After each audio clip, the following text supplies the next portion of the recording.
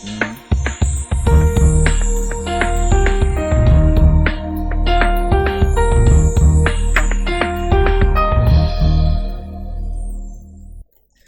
tompoko lasy tompoko vavy ankafalina tanteraka indray no anolorana anao ny mitotetry ny andro ho an'ny alatsinainy ny talata ary ny alarobia ho avy izao. Raha ny piasken'izay ary dia andrafitra ny mitotetry ny andro amin'ny ankapobeny ny tsiodrivotra avy aty amin'iny avaratra andrefan'ny nosy iny zany hoe ao anatin'ny volonandro fahavaratra isika raha ho an'ny izay telo andro ho avy izay. Ho andrapitsy maraina ary dia ahitana orana tandrifindrahona ny motsiraky ny faritra Boeny ary ny motsiraky ny faritra Sofia toraka izany ihany koa amin'iny fitovinany sy amin'iny faritra Atsimatsinanana iny raha toka saika ho maina any amin'ny faritra sisa.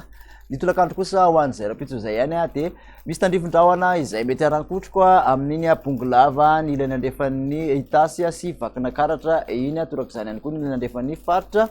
Otomatsiatra sy Amoromania mahazo ny vatovavy fitovinany sy amin'iny faritra Atsimatsinanana iny misy tandrifindrahona amserana kosa amin'iny ilany andrefan'ny faritra Analamanga iny dia misy tandrifindrahona ihany koa manodididina ny tapany avaratry ny faritra Sofia iny saika ho maina ihany any amin'ny faritra sisa mikasika vina maripana ho an'izay rapitso izay ihany ary dia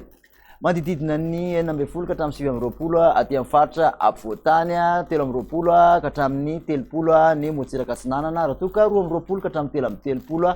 ny morotsiraka andrefan'ny nosy ny tsara marina mikasika ny maripana ihany koa dia ilatsaka tsikelikely izay maripana izay ho an'ny 3 andro ho avy saika manerana ny nosy akoatran'ny faritra manamorona ny morotsiraka atsinanan'ny nosy mikasika fisotran'izay toetrany andro izay raha ho an'ny talata kosa indray dia mbola misy tandrifindrahona izay mety harankotroka hatrany ny ilany andrefan'ny avoantany manontolo mahazo ny ilany andrefan'ny Analamanga mahazo ny Betsiboka Sofia ary amin'ny faritra Boeny ka hatraty amin'ny tapany atsimon'ny faritra Diana iny ny aty atsimo kosa dia amin'iny Atsimatsinanana iny sy ny faritra Anosy efa nibiasan'ny rahona sy masoandro ny faritra sisa ny maripana ho an'izay talata izay dia manodidina ny 12 ka hatramin'ny 20 aty amin'ny ampovoantany 13 ka hatramin'ny 7 ny motsiraka atsinanan'ny nosy 13 ka hatramin'ny 13 kosa ny motsiraka andrefan'ny nosy raha ny mafana indrindra ho an'ny talata dia mbola ny faritra Sofia sy ny faritra Androy mahatratra 30 zany dia Androy ary efatra amin'ny 30